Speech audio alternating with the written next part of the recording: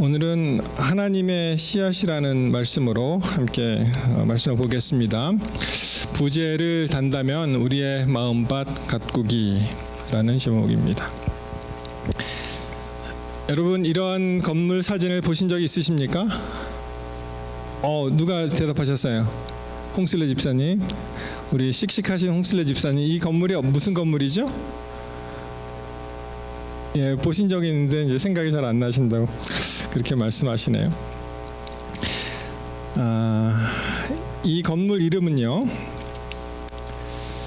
스발바르 글로벌 시드 볼트라는 곳입니다. 시드 볼트, 그러니까 이게 그 종자 은행이죠. 종자 은행. 이 지역은 60% 이상이 빙하로 덮여 있습니다. 그리고 이 건물 안에 들어가시면은 영하 18도를 유지합니다. 이 지역에서는 10월 26일부터 그 다음에 2월 15일까지 해가 뜨지 않습니다. 그래서 빛이라고는 보시는 이 눈에 비치는 달빛밖에 없대요. 이것은요, 여러분 지도 공부를 잠깐 하시면은 잘 안 보이시는군요. 이게 화면에서는 희미하게 보여도 이제 이쪽에 비치면은 굉장히 안 보이는데, 제가 다른 지도를 갖고 올 걸 잘못했습니다. 여기 희미하게 흰 부분이 노르웨이입니다. 스칸디네이비아 반도가 있는 노르웨이고요. 여기가 아이슬란드고 이쪽이 그린란드가 이렇게 보이는 요 노르웨이 해에 여기 섬들이 모여 있는데, 그걸 스발바르 제도, 그래서 이 롱이어 비엔이라는 곳에 이러한 그 종자 은행을 설치를 했고요.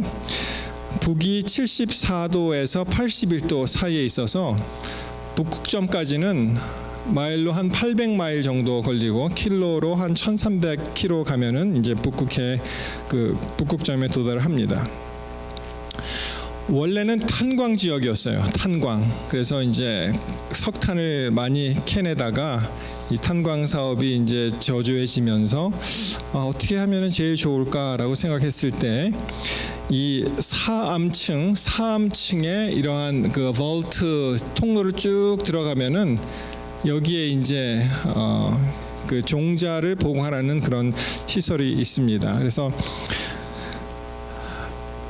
필경 그 핵전쟁이 나도 견딜 수 있는, 핵전쟁이 나면 이제 먹을 게 없어지잖아요.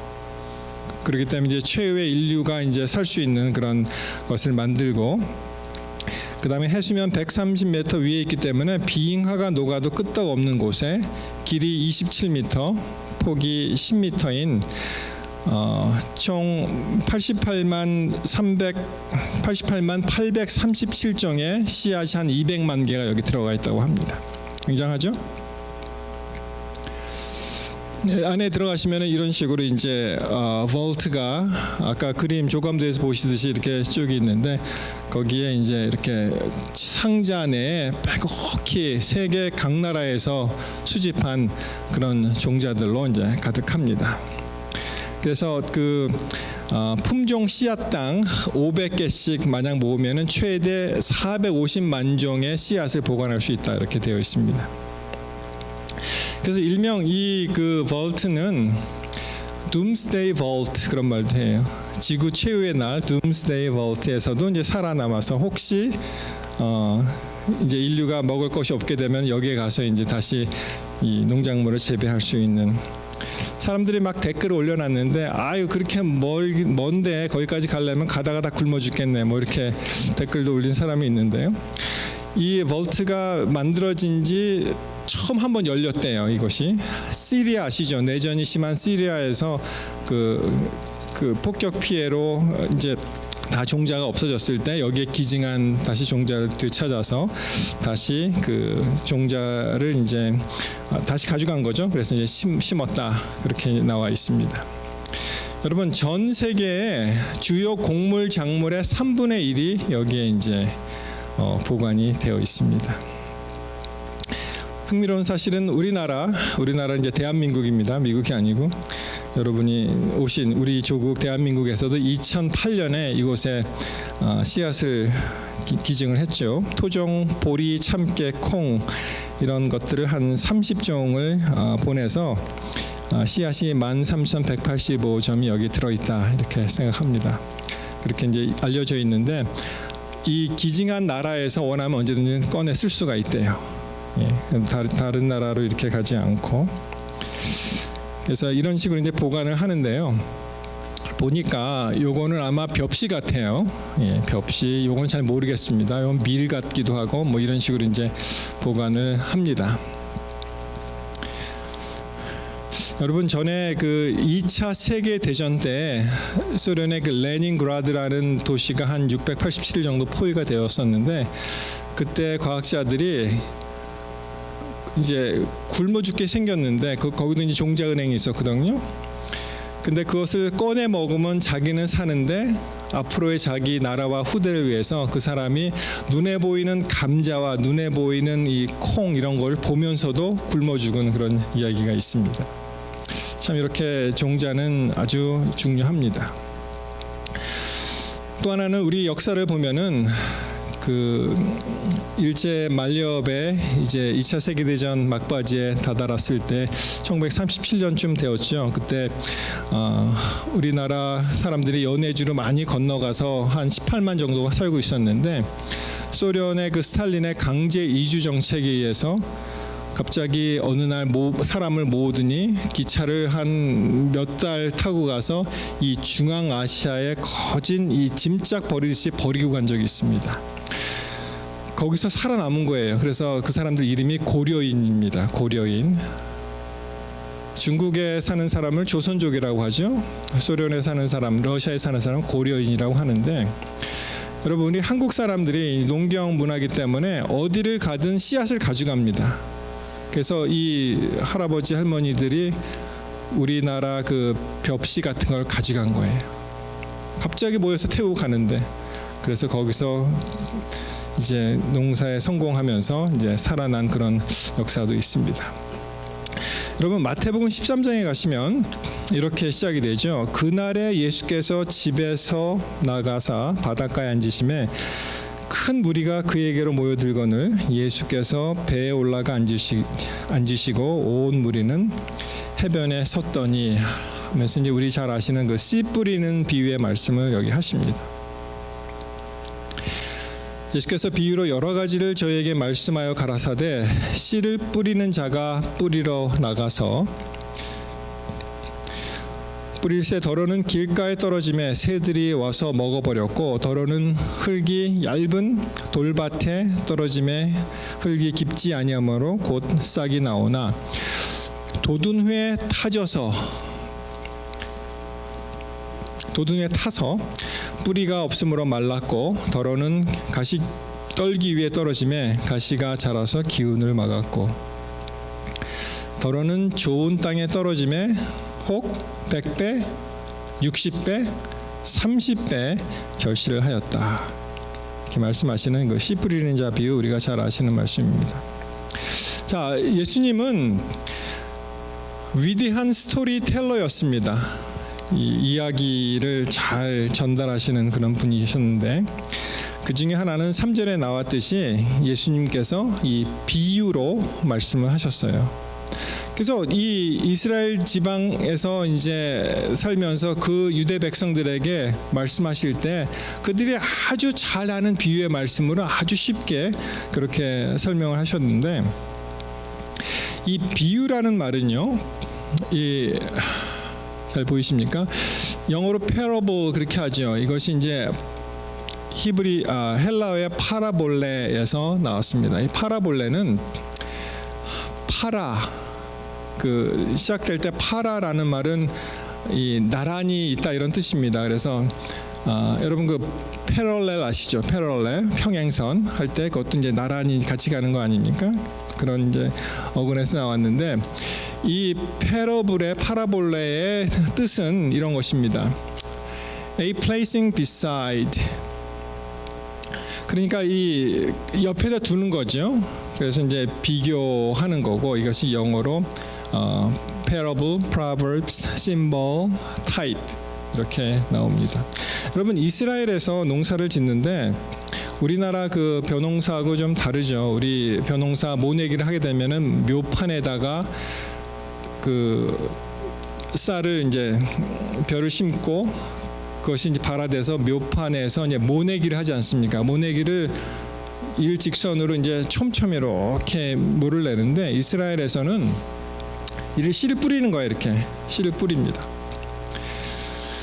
그러면은 여기서 이제 말씀하신 것과 같이 어떤 씨는 그 이 길가에 이제 떨어지죠. 길가에 떨어지면은 이제 새가 와서 이제 집어먹고 어떤 씨는 뿌리니까 거기에 이제 토심이 약한 이런 그 돌짝밭에 떨어지는 씨가 있고 그 다음에 어떤 씨는 굉장히 그 가시 떨기가 있는 그런 땅에 이제 떨어지고 어떤 씨는 아주 옥토에 떨어져서 100배, 60배, 30배 열매를 맺는 그런 말씀을 하시는 것입니다. 여러분 우리의 마음밭의 상태는 어떻습니까? 여러분 어떤 사람은 굉장히 까칠한 사람이 있죠. 까칠해서 이렇게 얘기해도 잘 안 들어갑니다. 어떤 사람은 좀 이렇게 너그럽고 이렇게 풍만해서 무슨 소리를 해도 잘 받아주는 사람이 있습니다. 맨 처음에 그 길가에 떨어진 씨 무슨 농부가 이렇게 일부러 길에다 뿌리겠어요. 이렇게 농사 아까 말씀드렸지 농사를 짓다 보면 길가에 이렇게 떨어질 수가 있다는 것이죠. 길가에 떨어지면 그 씨의 운명은 어떻게 될까요?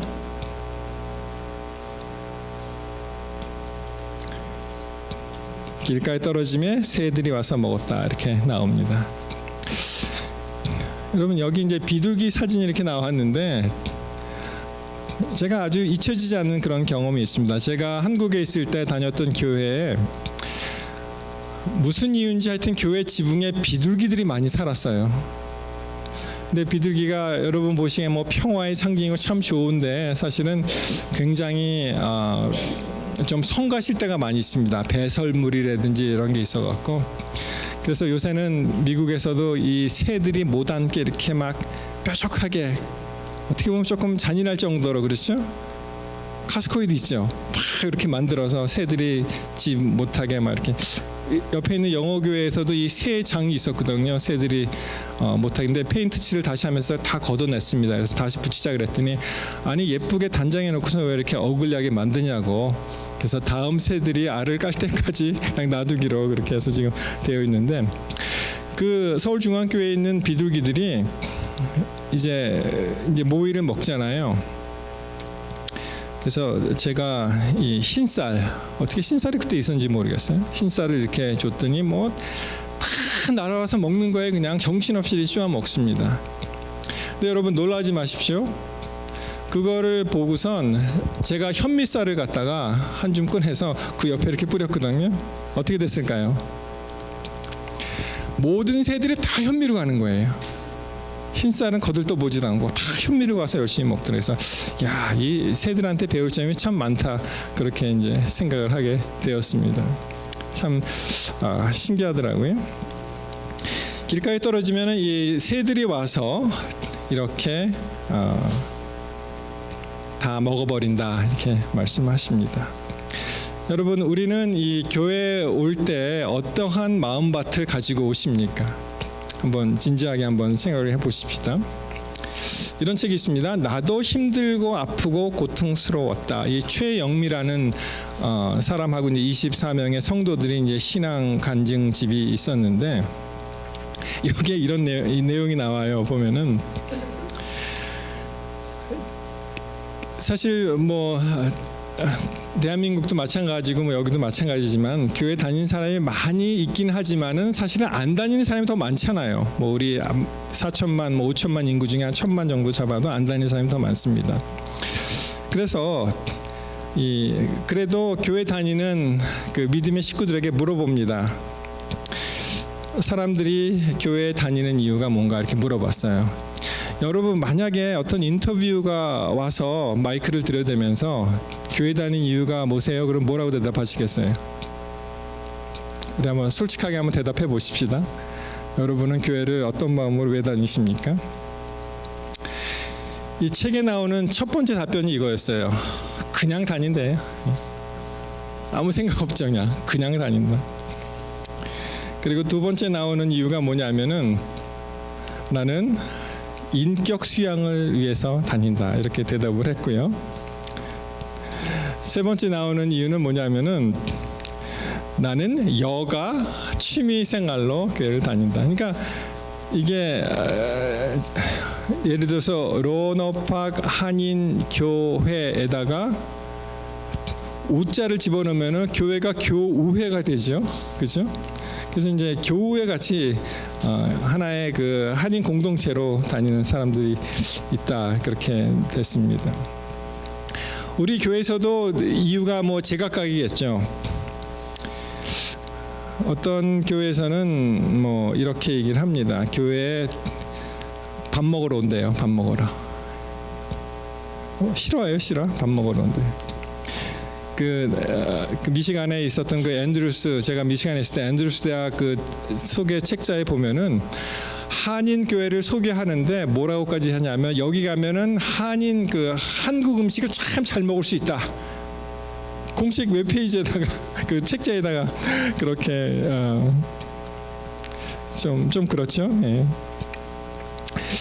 자, 이렇게 그 길가에 떨어지는 사람, 우리의 마음이 어떤 마음일까? 전혀 상관이 없죠. 하나님 말씀과 나하고는 전혀 상관이 없습니다. 출애굽기 5장 2절에 보시면 이런 말씀이 있죠. 바로가 가로되 여호와가 누구간데 내가 그 말을 듣고 이스라엘을 보내겠느냐?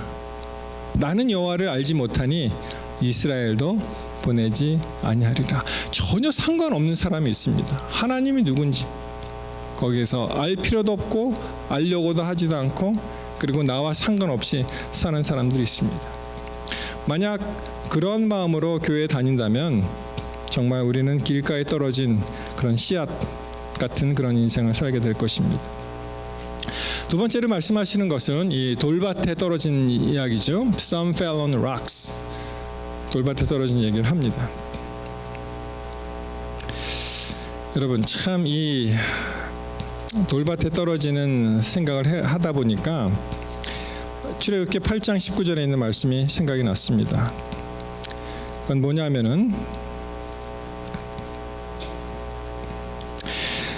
술객이 바로에게 고하되 이는 하나님의 권능이니이다.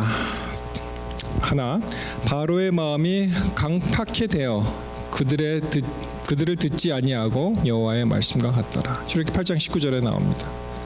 우리의 마음이 돌밥 같은 마음이 되면은 하나님의 말씀이 안 들어가는 거예요. 거기에 우리의 마음이 어떻게 하면 이렇게 돌밭과 같이 되고 뭐라 그럴까요? 강팍하게 될까요? 어떻게 하면은 영어로 hardened heart. 어떻게 하면 그렇게 될 수 있습니까? 히브리서 3장 15절의 말씀을 보시면 성경이 일렀을 때 오늘날 너희가 그의 음성을 듣거든 노하심을 격동할 때와 같이 너희 마음을 강팍해 하지 말라 하였으니. 그래서 영어로 표현하면은 사람이 repeated refusal of God's invitation. 하나님의 말씀이 계속 들어오는 것을 계속 거부하면은 우리는 우리의 마음이 돌밭같이 되는 거예요. 하나님의 말씀이 우리의 마음밭을 계속 노크를 하는데 우리가 고집 피우면서 계속 그것을 거부하면은 바로와 같이 그 마음이 강팍하게 되면서 우리의 마음이 돌밭과 같이 된다는 것입니다. 자, 그 다음에 나오는 것이 이제 가시반 이야기를 하시죠. 뭐라고 하십니까? 가시떨기에 뿌리었다는 것은 말씀을 들으나 세상의 염려와 재리의 유혹에 말씀이 막혀 결실하지 못했다. 그렇게 말씀하십니다. 이 세상의 염려, 영어 표현을 하면은 The cares of this world 이렇게 나옵니다. 세상에 이 care of this world가 뭐냐? 세상의 염려가 무엇이냐? 마태복음 6장 22절의 말씀을 보시면은 이런 말이 있습니다. 여러분 잘 아시죠? 자, 눈은 몸의 등불이니 그러므로 내 눈이 성하면 온몸이 밝을 것이다. 우리 한글 성경에는 내 눈이 성하면, 뭐 다른 말로 하면 온전하면, 영어 표현을 보시면은 Your eye is good. 내 눈이 좋으면, 그러면은 뭐 온몸이 밝을 것이다. 그렇게 이제 표현되어 있는 이 성한다는 말의 뜻은요, 이것이 헬라어로 하플로스라는 단어에서 왔는데, 이것이 참 흥미로운 단어입니다. 이 하플로스라는 단어는 하플로스, 단순하다, 그리고 싱글, 하나다, 클리어, 명백하다, 이런 뜻이 있는데, 여기서 다시 풀어서 말씀드리면은 내가 눈이 하나면 그러면 온몸에 밝을 것이다, 이런 말입니다. 이게 이제 은유적, 비유적으로 이제 해석을 하셔야죠. 물론 여기서 나오는 눈이 하나라는 뜻 자체가 여러분 사이클롭스라는 그런 인물 아십니까? 이 호모 율리시스에 나오는 거대한 괴물인데 눈이 하나예요. 그래서 이 주술에 걸린 율리시스가 거기서 빠져나오면서 다 이렇게 포도주를 먹으면서 이제 거의 정신을 잃었을 때 눈을 찌르고 이제 나오죠. 그런 이제 뭐라 그럽니까? 신화? 갑자기 생각이 안 나네. 거기서 나오는 인물, 그런 뜻의 눈이 하나가 그런 뜻이 아니고, 이게 undivided mind입니다. 그러니까 우리가 하나님을 향해서 곧장 가는 거예요, 그냥. 어제 마태복음 14장을 잠깐 살펴보면서 베드로가 물에 빠졌을 때 예수님이 유령이다, 그리고 아니면은 나로 걷게 하라고 하셨을 때 뭐라고 했습니까? 걷게 하셨는데 베드로가 걸었죠. 걷다가 어떤 일이 일어납니까? 걷다가 바람이 부는 걸 보잖아요. 그게 예수님께 눈이 고정이 됐다가 다른 것을 보다 보니까, 그러니까 이제 넘어지게 되는 건 똑같은 거예요. 우리가 예수님이 하시는 말씀으로 믿고 그냥 곧장 따라가면 되는데, 보니까 뭐가 보여요? 세상 근심 걱정과 재리의 유혹들이 이제 보이는 것입니다.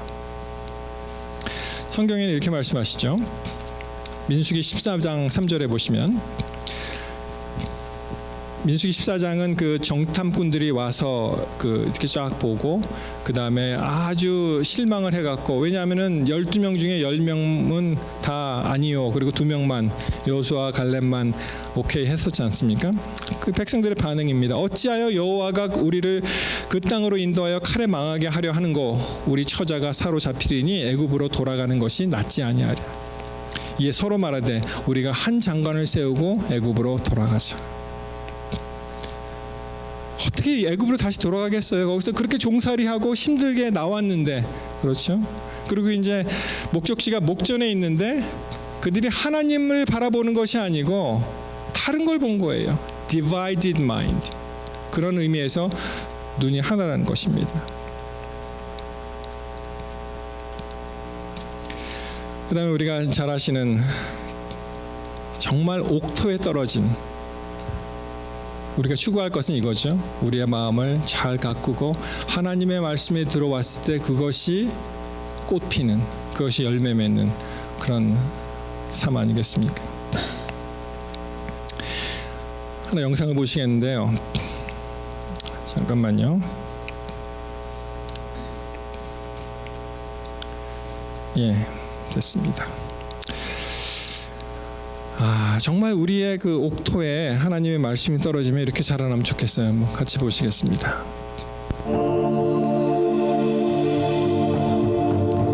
여러분 대나무 보셨죠? 대나무. 이게 찍은 걸 보니까 카메라가 낮하고 밤이 바뀌지 않았어요. 하룻밤에 일어나는 사건입니다.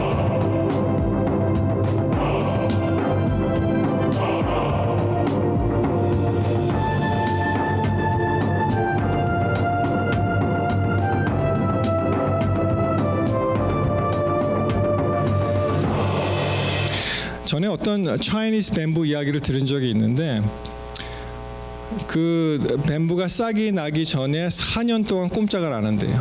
전혀 요지부동. 근데 알고 보니까 그 밑에서 뿌리를 내리는 거예요. 쫙 이제 자랄 수 있도록. 그리고 5년 차가 되는 해, the fifth year 되면은 갑자기 확 크는데, 여러분 놀라지 마십시오. 하루에 어떤 그 대나무는 1m 20이 자란대요. 1m 20이. 그리고 6주 만에 30m가 올라간다고 합니다. 차이점은 뭐냐면은 보통 나무들은 생장점이 끝에 있잖아요.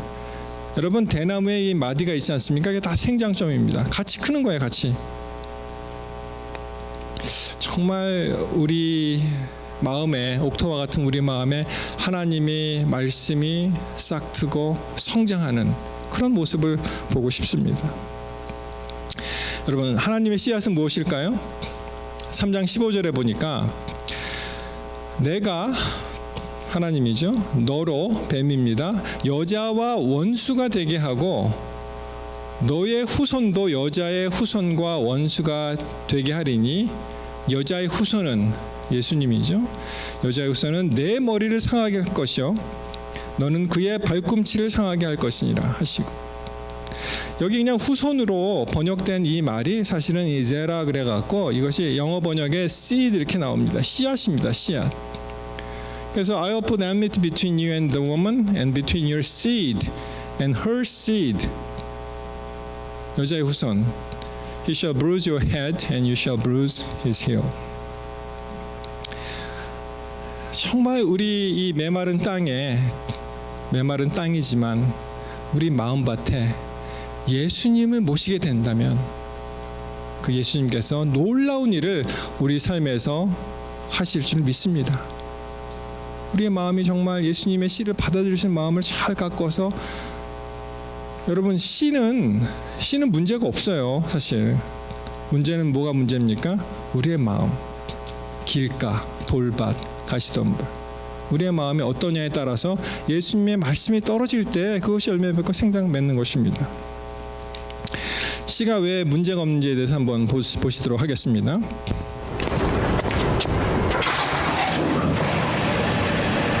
하만에 있는 박물관입니다.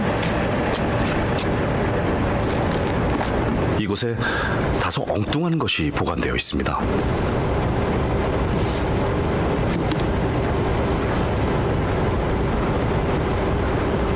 연꽃 씨앗입니다. 연꽃이에요, 연꽃. 이 씨앗은 고려시대 유적지에서 발견되었습니다. 씨앗의 나이를 연대 측정해 보니 700년. 사람들은 이 씨앗을 발화시켜 보았죠.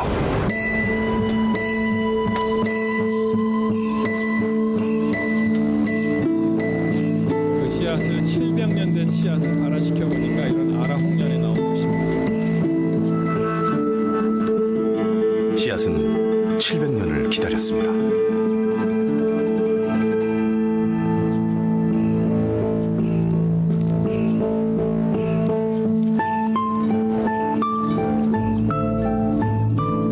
놀랍지 않습니까? 700년. 전에 그 이집트 피라미드인가 어디서 그 씨앗이 나와서 그걸 발화시켰더니 뭐 이렇게 나왔다 그런 소리를 들은 적이 있는데, 정말 고려 시대에 유적지에서 연꽃 씨앗이 발견됐는데 측정해 보니까 700년 된 씨앗을 발화시켜 보니까 나은 거예요. 씨앗에는 문제가 없는 거예요. 문제는 그 씨앗이 떨어지는 그 상태가 정말 발화하기 적합한 상황인지 아닌지, 거기에 따라 다릅니다. 야고보서 1장 12절에 보시면 시험을 참는 자는 복이 있도다 이렇게 말씀하십니다. 이것에 옳다 인정하심을 받은 후에 주께서 자기를 사랑하는 자들에게 약속하신 생명의 면류관을 얻을 것임이니라. 여러분 팔복만 있는 줄 알았더니 여기 다른 복이 또 있더라고요. Blessed is the man who endures temptation. 하나님의 말씀이 우리 안에서 어떨 때는 작동을 하는데 우리 마음이 너무 급한 거예요. 내가 하나님을 받아들였는데 왜 내 인생이 안 변하지? 그렇죠. 여러분 씨 심으면 금방 납니까? 어떨 때는 기다려야 돼요. 기다려야 됩니다. 그래서 필요한 것이 우리가 신앙생활에 있어서 가장 필요한 것 중에 하나가 바로 인내하는 것입니다. 하나님 말씀 받았죠? 씨앗에는 문제가 없습니다. 이것이 결국에는 우리의 마음밭에 따라 정해진 시간에 드디어 발화하고 그리고 우리의 모든 것이 주님 안에서 형통하게 그렇게 이루어질 줄 믿습니다. 여러분, 우리 모두가 정말 귀중한 하나님의 말씀을 잘 받아서 감당하시고 또 일주일을 사실 때 승리하는 그런 귀한 생애를 사시게 되시기를 간절히 바라면서 말씀을 마치겠습니다.